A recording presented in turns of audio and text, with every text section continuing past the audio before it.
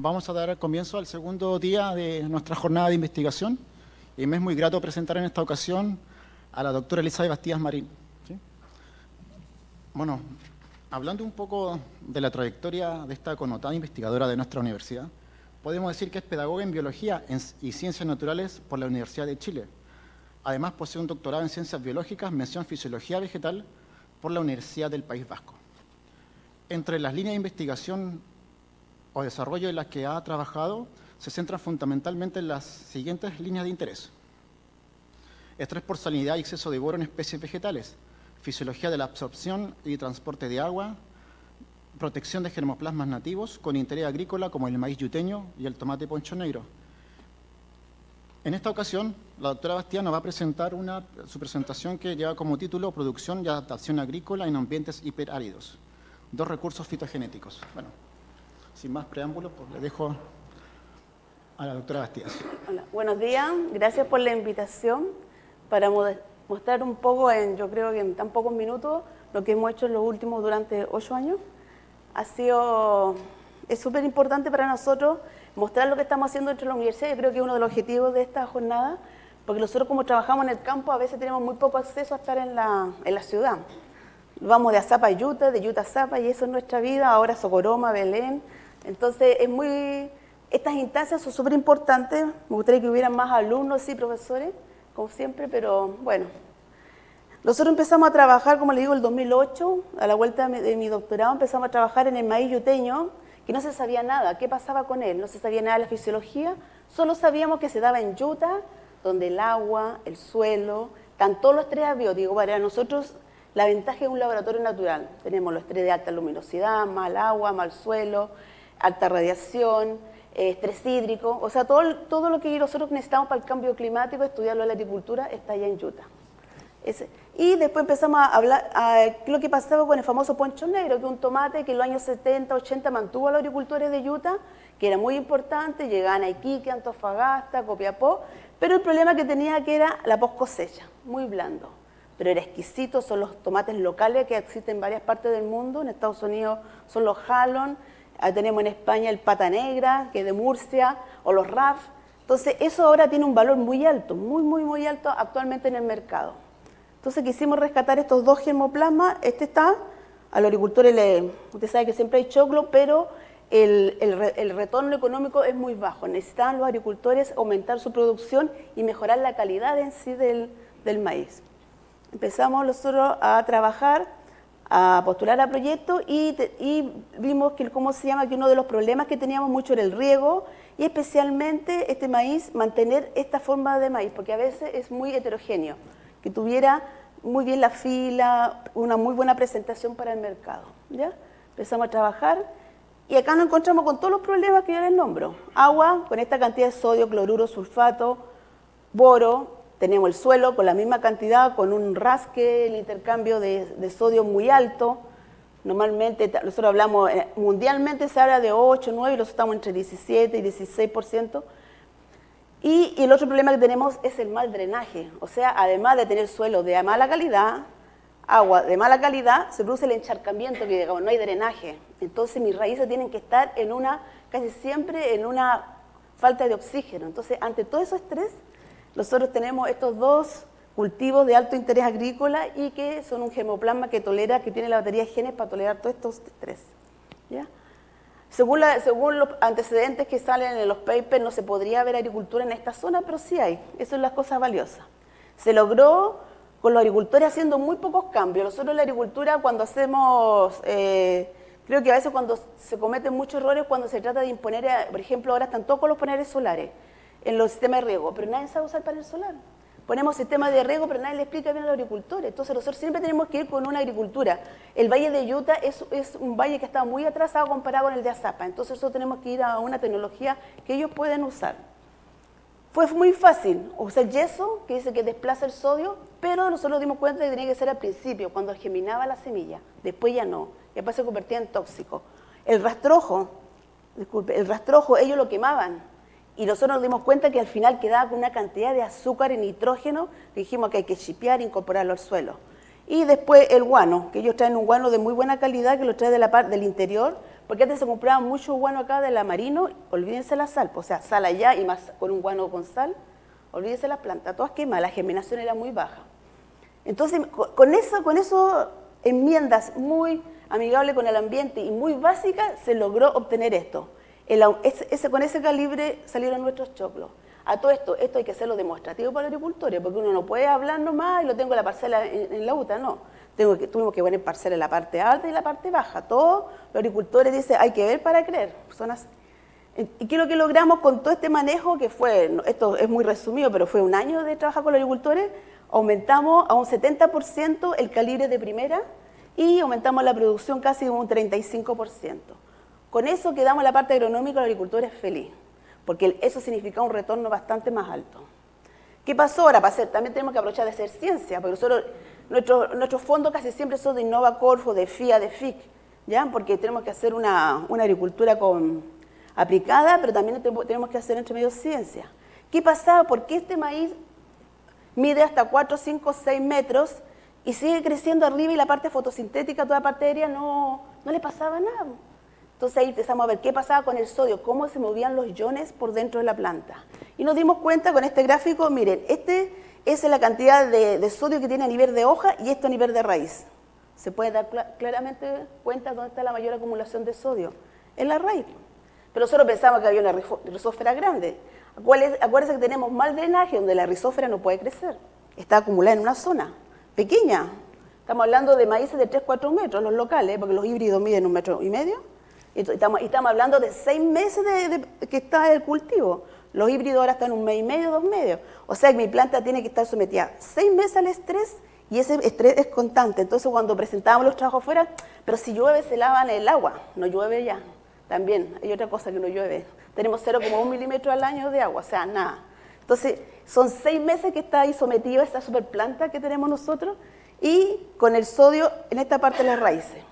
Fuimos viendo qué pasaba con las raíces, hicimos el análisis sodio, entonces, según la bibliografía y nuestro asesor, que es el doctor Blumwell de David, ahí deben estar en las raíces viejas, en las pivotantes. Ahí debe estar acumulado el sodio y me dejan las raíces más pequeñitas para usarla, para andar buscando el agua, los minerales y todo. Hicimos el análisis y miren la cantidad de sodio, es igual, la misma cantidad tienen las raíces gruesas que las delgadas. Así que se fue esa teoría. Ahora tenemos que trabajar con otra teoría que estamos con el tráfico de vesícula y tratar de marcar el sodio a nivel de raíz. Esas son las proyecciones que vienen ahora. Ahora me dijo, a lo mejor el sodio normalmente, lo que dice la bibliografía, el sodio se acumularía en las partes de abajo, en las hojas, ¿ya? Y nosotros hicimos el análisis en todos los pisos, tienen la misma cantidad de sodio. Entonces esa es la parte de ciencia que estamos ahora investigando qué pasó, qué va a pasar. A todo esto, el profesor acá, el profesor Wilson, nuestro postdoc que tenemos en el grupo, el que tiene la mayor jineta, puso los maíces, porque como no los creía al principio, puso los maíces, puso GH, el Price, puso maíces de la precordillera, ya andaba transmitiendo con los maíces de la precordillera, que ahora tenemos un Innova Corfo allá, y se dio cuenta, y acá está el Jubilé, ¿no? Que no se daba. Esto es lo que pasa en Utah. Se hizo un trabajo que cuando estaba el profesor Dusurán, casi de 100 híbridos de línea en Utah, y esto pasó, no alcanzan a crecer, o sea, están fuerte el estrés, como de agua, como le digo, de suelo, de mal drenaje, de alta radiación, que los maíces ahí llegan hasta ese tamaño. Y este es nuestro maíz yuteño. Este es de la precordillera, ahí vimos un poco de tolerancia. Entonces queríamos ver qué pasaba con la parte molecular, o sea, tienen que haber genes de tolerancia a estos estrés, y los estrés son simultáneos, o sea, yo simultáneamente tengo el boro, el sodio, el cloruro, los sulfatos, simultáneamente, no es que sea tolerante a salinidad o tolerante a boro, son simultáneos. Entonces ahí el profesor Wilson empezó a trabajar en toda esta bioinformática, que está un pedacito ahí, pero es algo muy grande, porque es difícil resumir, y empezó a trabajar con los RNA codificantes y no codificantes, y él se dio cuenta de los codificantes que estaban para maíz de 16.000, 9.000 eran exclusivos de yuteño. Esos son los codificantes, y el RNA no codificante de 1.729 que están para maíz, 753 eran propios de yuteño. O sea, para ahí nos está dando una señal que hay algo que por ese lado, tanto en hoja como en raíz, hay unos genes que le están dando esta tolerancia. Esa es la parte que está trabajando el profesor Wilson. Después empezamos a trabajar también como esto está todo dentro de una cultura, de un patrimonio, como dice el profesor Díaz. Está dentro de ¿cómo le llaman a usted? Un escenario, un relato. Quisimos ver qué pasaba con los maíces, porque había muchas partes ¿cómo se llama?, de sitios arqueológicos en Utah. Quisimos ver qué pasaba con los maíces antiguos, arqueológicos. Y empezamos a trabajar con los maíces de Utah y con los maíces de Azapa, pero todo el punto de vista arqueológico. Fue un trabajo muy lindo que acaba de salir un paper ahora en diciembre, ¿no?, en Chungará. Y ahí el profesor Wilson tuvo mucho trabajo porque obtener ADN de esos maíces arqueológicos es algo muy difícil. ¿Trabajaste cuánto? ¿Un año? Un par de meses. Un par de meses. Un año más o menos no poder obtener porque se tienen fragmentos muy pequeñitos. Además se le dio toda la parte etnohistórica. Por eso es que nosotros somos muy partidarios de los grupos multidisciplinarios, porque ahí el profesor, ¿cómo se llama?, Alberto Díaz trabajó en toda la parte etnohistórica. Acá trabajamos con una arqueóloga, con Magdalena García, y ahí después el profesor Wilson, cuando empezó a trabajar con un satélite, un microsatélite, empezó a darse cuenta cuál era una fase repetitiva en el maíz. Hizo, bueno, trabajo con los maíces arqueológicos, los comparó con los maíces modernos, y encontraron algunas ¿cómo se llaman?, algunas secuencias que eran diferentes. Una de las cosas muy importantes en estos proyectos es la transferencia tecnológica a la agricultura inmediatamente. Nosotros no podemos hacer esto en una sala ni en un hotel, tenemos que ir al campo. Y fue súper interesante porque siempre dice que la ciencia es muy difícil, no se puede traer a los agricultores. Para nosotros fue todo un honor poder traer un profesor peruano que es especialista, que está en Suecia, especialista en maíz. Él ha determinado todas las razas de maíz en Perú. Y él fue donde los agricultores y le habló. A los agricultores les gusta mucho escuchar que hay en otras partes del mundo trabajando gente en los maíces que ellos también han tenido por muchos años. Y trajimos a la profesora Claudia Bedoya del CIMED de México para que le hablara de todas las razas mundiales y de México que también tenían las mismas problemáticas acá.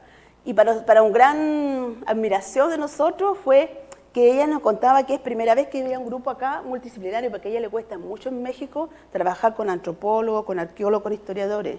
Porque y yo le dije, pero ¿cómo en el CIMED no es el Centro Mundial del Maíz y del Trigo? Sí, pero no hay investigadores mexicanos. Recién el famoso profesor, un millonario que hay allá, está abriendo un centro del maíz dentro del mismo CIMED. Porque el CIMED es un centro internacional que se lleva toda la información para la África, para afuera, pero no queda en el país. Entonces ahí trajimos a la profesora Claudia Bedoya, que era del CIMED, fue súper interesante, nos explicó de todas las razas de México y qué pasaba con los agricultores. También como estábamos justo como la ley de la UPOP 190, que iban a implantar de la nueva ley que le dijeron mal dicho Monsanto, trajimos al profesor de Iquique que nos explicó todo, y así hemos llevado a los agricultores. Estos son en los centros de vecindad y en el centro que hicimos de extensión que se logró con el proyecto para los agricultores en el Valle de Utah. Una de las cosas más importantes, salió un libro de etnohistoria, profesor Alberto Díaz como editor y que les habla, muy interesante, primera vez que subimos de toda la historia del maíz yuteño, qué pasaba en el tiempo de los esclavos y todo, una cosa súper interesante. Sacamos los manuales agronómicos que son muy prácticos para los agricultores para que podamos todos tener el mismo tipo de siembra. Los agrónomos que trabajan en mi grupo, lo que trabajan, como les digo, todo es trabajar en el campo, todo tiene que ser en el campo. Y una cosa muy importante fue la unión con los alumnos de los colegios de Utah, que ellos supieran y valoraran que ese maíz, que siempre lo ven, que lo han plantado su tatarabuelo, su abuelo, es algo muy valioso y una planta que tiene unas cualidades únicas. Entonces es muy importante trabajar con los colegios. Y acá está la inauguración de la sala de difusión que tenemos ahora en el Valle de Utah, que se utiliza para todos los entes públicos. ¿Ya? Una cosa importante ahora de protección, ellos como habían oído hablar del Cusco, del maíz blanco del Cusco que tenía denominación de origen, querían tener, ahí estaba el señor Vicentelo y la señora Inés Rojas, que fueron agricultores muy avesados. Ellos fueron los que nos buscaron en la universidad y que trabajaron en el maíz, hasta que por fin se obtuvo una indicación para un maíz acá en Chile. Entonces fuimos a la INAPI, que, ¿para qué les digo? Eso sí que es engorroso. Más difícil que ganar plata a nivel de fondeo, Fondecí, muy difícil. Tuvimos 2 años con una de las agrónomas, Jenny, que no está acá, porque ellos hablan en idioma de abogado que uno no entiende. Hacen todo, entonces tiene que traducir, uno no habla el mismo idioma nosotros. Fuimos a INAPI, entramos los papeles, que nos faltaba una cosa, 2 años, hasta que por fin en junio del año pasado vino acá el presidente de INAPI, el señor Maximiliano Cruz, a entregarlo por fin el certificado. O sea, nuestro maíz de Utah, con el dossier, con todos los antecedentes que nosotros fuimos, agronómico, histórico, arqueológico, se le pudo dar una indicación geográfica, que no es como el partir para proteger este maíz. Y ya se obtuvo acá, tenemos el mapa donde nosotros pinchamos y están todos los agricultores, son 163 productores de maíz. Nosotros acá tenemos con un programa, con el Gear Google se llama, pinchamos cada uno de los agricultores y les sabemos cuántas hectáreas tienen, cuánto producen y todo. Y con eso por fin se obtuvo la indicación geográfica, después con todo ese trabajo que hicimos. Y una de las cosas más interesantes que me tocó ir a estos centros que hay ahora de emprendimiento, del Lab Spy, donde hay laboratorios para todo, espacio libre para hacer ciencia, como se llama ahora, me encontré con este chico, con Javier Díaz, y él está trabajando en diseño, diseñador industrial, y mire estas lámparas, son hechos con la chala del maíz de Utah. O sea que además de hacer ciencia, hacer transferencia tecnológica, se puede hacer arte. Y con eso esperamos hacer una exposición acá en Arica, porque él también hizo cortinas, todo con las chalas. O sea, le llevamos el material, él se comió los choclos, pero toda la chala tuvo que ver la resistencia de la luz, la resistencia de los colores, todo. Y esto yo creo, para mí y para el grupo, yo creo que fue lo más interesante, que podemos hacer arte también con la parte de transferencia de tecnología y ciencia. ¿Ya? ¿Las preguntas vienen después o que ahora vino con el tomate poncho negro? Después nomás, ya. Son 25 minutos de exposición. ¿Cuánto me quedan? Minutos. No, va con tiempo. Ya, como les había contado, otro tomate que nosotros queríamos rescatar es el famoso poncho negro, que hablaban los agricultores, que era rico, que lo comían como fruta, que era de un color rojo por los altos niveles de licopeno, pero el problema que tenía la post cosecha, ustedes se pueden dar cuenta muy bien en las paredes del tomate, ¿ven? Que la pared celular que tiene es muy, no tiene una forma definida, no tiene los lóculos, que se llaman así cuando están la semilla tampoco muy definida, entonces esa característica le daba que era blando, pero era muy rico en sabor. Y se llama poncho negro porque, mire, este es como un ponchito que tienen ahí en la parte de los hombros, en la parte alta, entonces le pusieron poncho negro, podían haber puesto poncho verde, pero le pusieron poncho negro. Y otra cosa más importante es que este tomate lo usaban botado, ellos lo producían solamente en enero y febrero para consumo interno y era botado, o sea, ponía la semilla y iba creciendo así botado en el suelo. Entonces fue primera vez que este tomate, que es local, nosotros lo pusimos con el mismo manejo que se hace en Azapa. Ustedes saben que Azapa es el productor más importante de tomate en invierno, en Chile. Todo el tomate que hace la mayoría que se consume en la zona sur es de acá, viene de origen de Arica. Pero son todos larga vida, o sea, sin gusto, sin sabor, se quejan mucho de eso, que uno los parte, está blanco por dentro, tiene muy mal. Entonces nosotros vimos, no sabíamos si este tomate se podía comportar como el mismo comportamiento que pueden tener los tomates de Azapa, con la forma de fertilización, fertirrigación, que fuera guiado, todas esas cosas, y se superó. No, varios agricultores decían que no íbamos a llegar al racimo segundo, tercero, que la planta se iba a caer porque es muy grande, es muy vigorosa. Y sí logramos llegar al racimo 14, con una producción bastante alta. Pero nosotros esa semilla la buscamos 2 años, ningún agricultor la tenía. Pero un técnico que tenemos que es un poco chistoso, que tenemos dentro del laboratorio, él tenía guardada la semilla, acá está, que ahora es ingeniero agrónomo. Él tenía guardada esta semillita, nosotros que habíamos buscado 2 años gastando benzina, la tenía guardada. Entonces empezamos a ver, que como eran pocas, teníamos que reproducirlas, así que empezamos a hacer tesis de pregrado para poder tener más semillas, pero necesitábamos ver la pureza de la semilla, porque los agricultores ya habían dicho que era rico, pero el problema es la larga vida, cómo llegamos a mercados un poco más lejos, como es la zona central. Porque no llegan por la post cosecha, es muy cortito, muy pocos días. El gusto tiene todo lo que anda buscando la gente como los tomates de antes, pero el problema era la post cosecha. Entonces se hizo estos análisis que hace el profesor Wilson ahí en su laboratorio, que son mágicos, y de repente me dice, ¿sabes que solamente hay un 5% de variabilidad? Y eso es súper poco para empezar un programa de mejoramiento genético participativo. ¿Por qué participativo? Porque los agricultores nos fueron dando las indicaciones que ellos querían, cómo querían el tomate. Querían un tomate sin follaje, para hacer las aplicaciones bien, que no tuviera, porque hay mucho follaje también, acuérdense que esto está en bajo malla, hay mucha humedad, hay hongos, ellos fueron dando las indicaciones cómo querían la planta que fuera. Entonces, por eso yo creo que fue participativo. Hubo primera vez un financiamiento de FIA y después de FIC. Y además él aplicó estos microsatélites para ver la variabilidad de las semillas y no hubo esa variabilidad. Entonces, esto nos permitió obtener la seguridad para empezar un buen programa de mejoramiento tradicional. Acá no hay nada de transgénero, tradicional con los agricultores. ¿Ya? Acá trabajaron, tenemos que dar la gracia que esos son los grupos multidisciplinarios. Nosotros somos un poco toscos de mano, porque trabajar en el campo, pero acá nos ayudaron mucho los biólogos, la profesora Delia Laime, la doctora, y el profesor Jorge Abarca. Ellos se dedicaron a hacer estas cruzas en Lindero, en una parte de Utah, donde nosotros empezamos a cruzar el poncho negro con un híbrido comercial. ¿Qué es lo que queríamos del híbrido? Solamente la larga post cosecha, que fuera ese duro, pero que tuviera la dureza suficiente, pero que no se pierda las características del poncho negro, porque es rico, tiene un color, tiene altos niveles de licopeno, tiene un color agradable. Entonces, eso es lo que queríamos. Y pero esta cosa es súper fina y nosotros no teníamos las manos, así que los profesores acá nos ayudaron mucho en eso.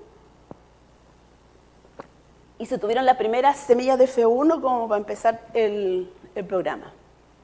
Cuento corto, de eso se empezó a trabajar. Acá, como le digo, participativo, los agricultores nos daban cómo querían la planta. Se tuvieron 13 familias. De esas 13 familias se fueron seleccionando, haciendo los cultivos, donde los agricultores también, en la Facultad de Agronomía en Azapa, y donde los agricultores, para que ellos también participaran y vieran cómo iba creciendo, y van comparando la cantidad de fertilizante que usan un híbrido y cuánto usaba nuestro tomate. Cuánto la cantidad de pesticidas que había que echar. Entonces se fueron dando cuenta que sí tenía menos, porque creo que aspira la agricultura ahora a tener un cultivo con menos necesidad de agua y menos aplicación de nitrógeno, porque estamos contaminando los suelos y el agua y necesitamos que sea lo mínimo eso, haciendo una agricultura más de precisión. Igual se hizo los invernaderos, todo, y se trabajó con estas nuevo cruzamiento que teníamos. Acá se puede ver más o menos, acá están los parentales, que sería el poncho negro lo usamos como mamá y los híbridos lo usamos como papá. Ustedes se pueden dar cuenta cuando uno hace esa cruza mendeliana que nos pasan en la universidad, es bonito verlo así, pero cuando uno lo ve en vivo, ¡ay, qué bonito es! Porque se va saliendo cualquier cosa. Y acá, por ejemplo, nos salió, este tomate con una perita, tenía buen gusto, pero tenía una perita acá, imposible para el embalaje, no cabe en una caja, País del Sur. A lo mejor podría tener buen gusto, buen tamaño, pero era imposible. Acá empezamos que la T12 sí tenía el ponchito negro de acá, pero tenía la dureza un poco de los padres. Entonces, y la T3 igual. También tenía el poncho, iban usando características y tenía de características la dureza. Y así fuimos implementando nuestro programa de mejoramiento. Se hizo la réplica donde los agricultores. Tenemos nuestro asesor, que es el profesor, el doctor Levi Mansur, de la Universidad Católica del Paraíso. Los días de campo se hacen dentro del invernadero, aunque haga calor, pero para que los agricultores vean directamente qué es lo que se está trabajando. Y por fin se obtuvo ya los primeros análisis, donde vimos que el T12, que era uno de los mejores que teníamos de esas 13 familias, iba pareciéndose mucho en todos los parámetros a sus padres, en cuanto a la firmeza del fruto, los grados Brix, el azúcar. Fuimos viendo el rendimiento de este 13 incluso puede ser superior a la de los padres.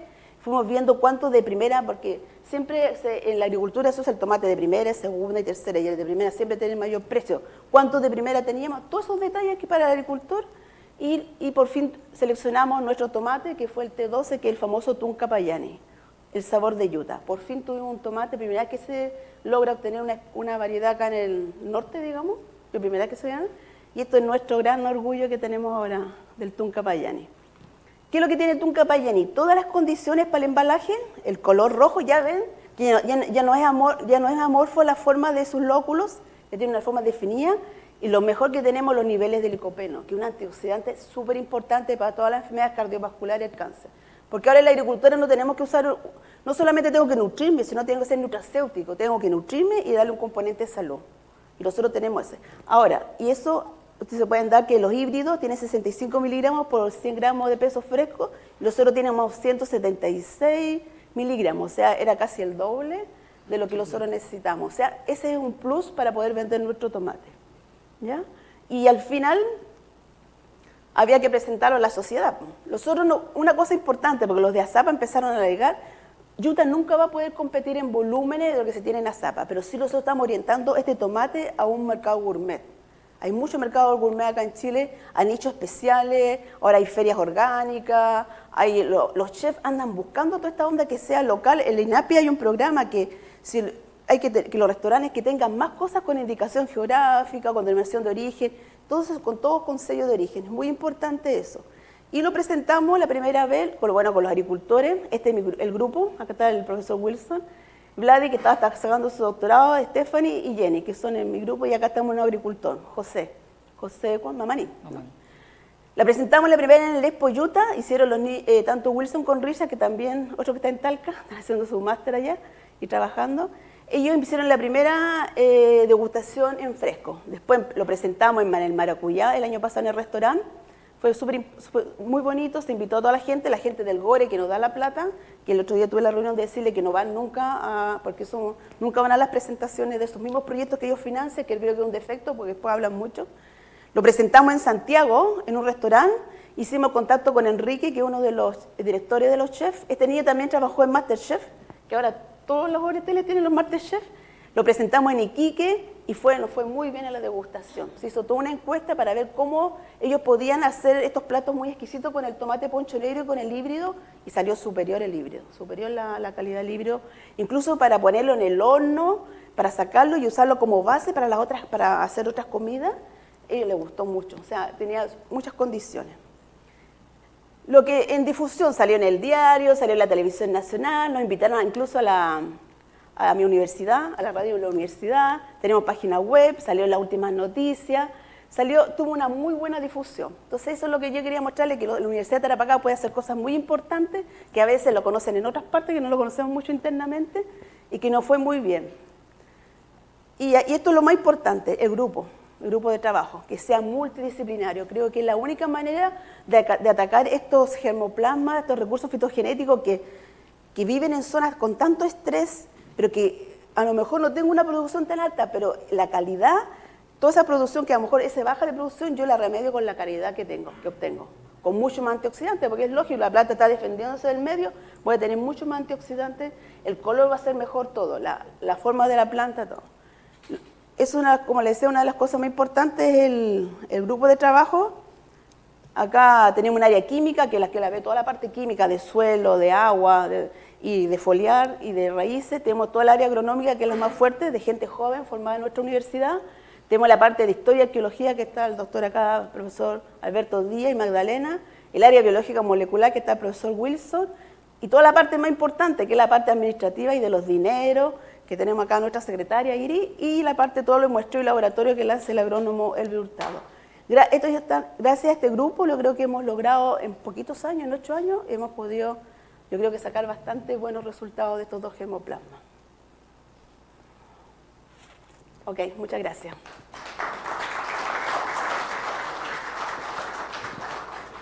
Bueno, tenemos tiempo para un par de preguntas del público. Allí, la doctora. Ahí. No, la señora viene primero allá, después tú. Felicitaciones por el trabajo tan bonito.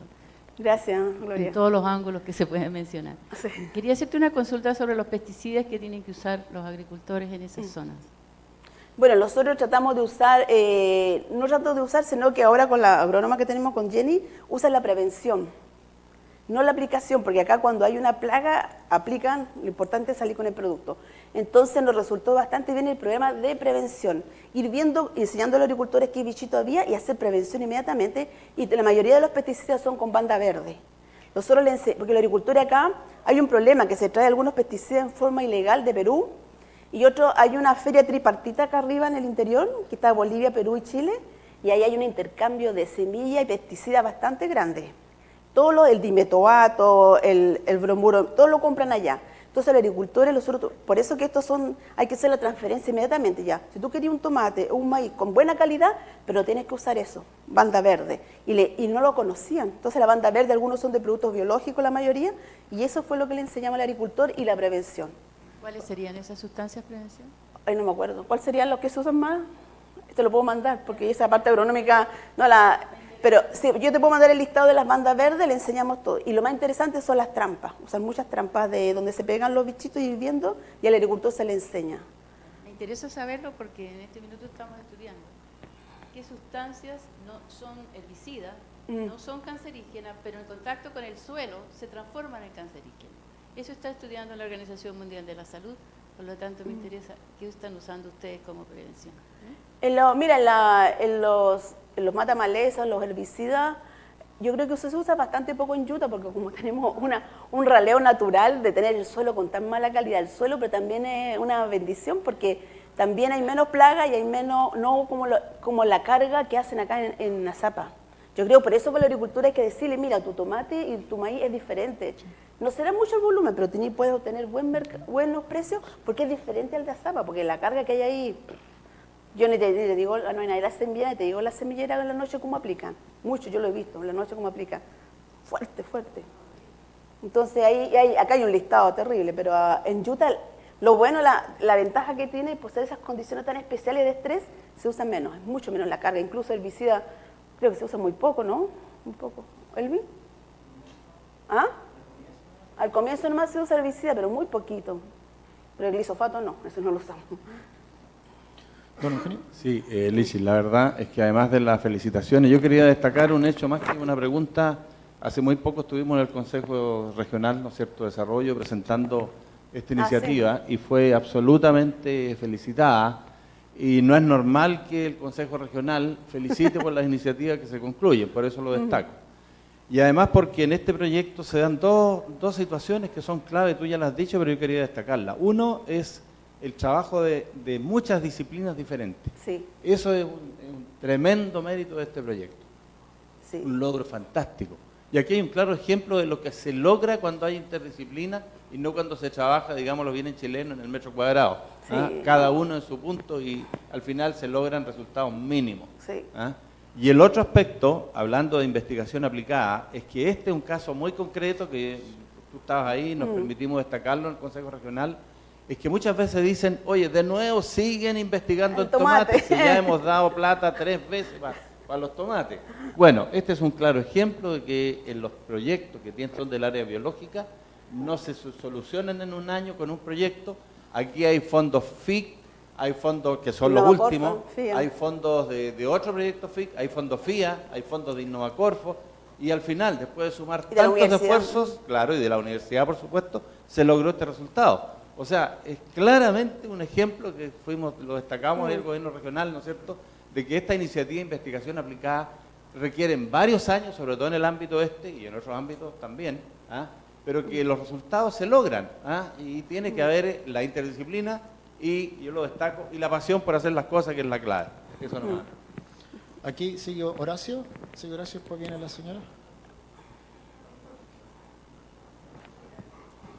Yo también me voy a adherir a las felicitaciones porque creo que eres la discípula perfecta de Ignacio Domeyko. Fíjate que, ¿De qué? De Ignacio Domeyko. Eres la discípula perfecta. Fíjate que lo que él decía, la investigación científica articula ese triángulo perfecto entre academia, sector productivo y enseñanza, el sistema educacional. Y creo que es el ejemplo perfecto de ese triángulo. La verdad que felicitaciones y me pareció un ejemplo para todo el país y lo multidisciplinario, por supuesto.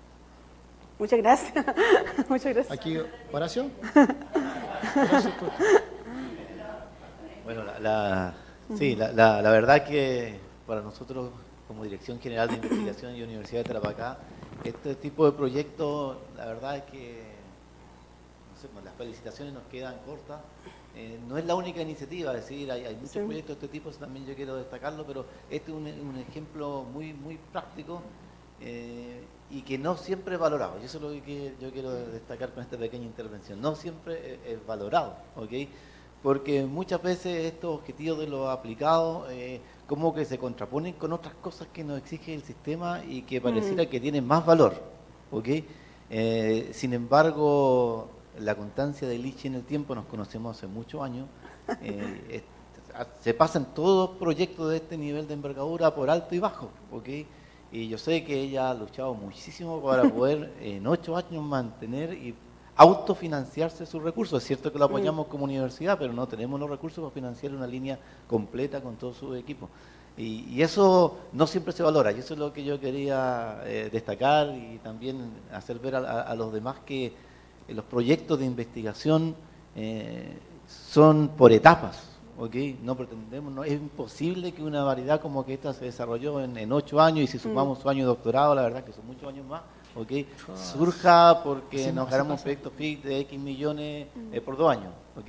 Y eso nos cuesta mucho. Entonces, como esta es una actividad que yo digo que apela a generar una cultura científica, creo que quiero destacar este aspecto. La ciencia no se hace en un día ni en 12, ¿ok? Se requieren programas de mediano y largo plazo siempre. Esto es un ejemplo con resultados y sé que van a seguir mucho más aún. Eso es. Gracias. Siga ya el Gracias. profesor.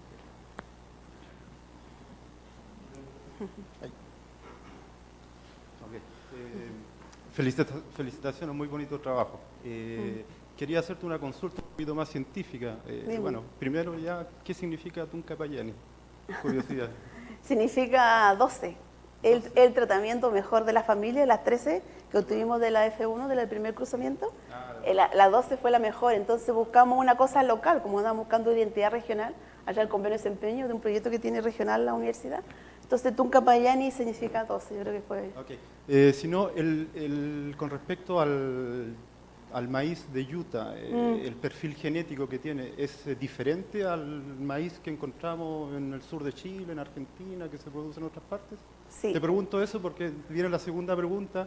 En alimentación siempre estamos buscando almidones que sean más estables. Entonces, ¿no sería interesante si tiene un perfil genético y con todo ese estrés que tiene para cultivarlo, a lo mejor está produciendo un tipo de almidón diferente y que podría tener un cierto interés en cuanto a su estabilidad para la alimentación? Bueno, acá yo traté de resumir lo más que sea, pero nosotros ya hicimos la parte de bioetanol y que tenía los niveles muy parecidos a lo que se obtiene en Estados Unidos y en Alemania, pero con la mazorca. Y nosotros utilizamos solamente el rastrojo, o sea, después de la cosecha. Entonces nosotros no tenemos esa discusión de la alimentación con el bioetanol. Y tuvimos niveles casi de 98 toneladas por materia seca por acre. Y normalmente son 110. O sea, nosotros este trabajo lo presentamos una parte de eso en México y se creían que era transgénico. No, es natural. Entonces también tenemos una parte que solamente, como tiene que soportar tanto estrés, 6 meses, la producción de azúcar es altísima. Y esa producción de azúcar es buena, porque nosotros nos dimos cuenta durante el tiempo que al final, cuando empieza el llenado de la mazorca, porque ahí necesita que sea dulce el azúcar, pero queda mucho azúcar en la hoja. Ahora que queda azúcar y queda almidón, seguramente debe quedar. Nosotros hicimos el almidón, incluso nos mandaron a hacer, como dice, por los recursos, incluso estos proyectos nosotros hemos traído casi 1.300 millones para poder hacer toda esta investigación. Y quedamos cortos igual, estar ahí postulando y peleando con la zona central, que siempre se llevan todos los recursos, pero bueno, gracias a Dios con el FIC nos ha ayudado mucho, porque el otro día les mostramos como Eugenio cuando fuimos que hay una secuencia de proyectos, que no es que tú ganes un proyecto, se puede ver en secuencia y programa. Y ahí nos falta hacer una parte, a ver si estos carbohidratos son de líneas cortas, porque dice que porque así se ahorraría en el proceso de bioetanol un proceso muy grande que usan con amilasas, con enzimas.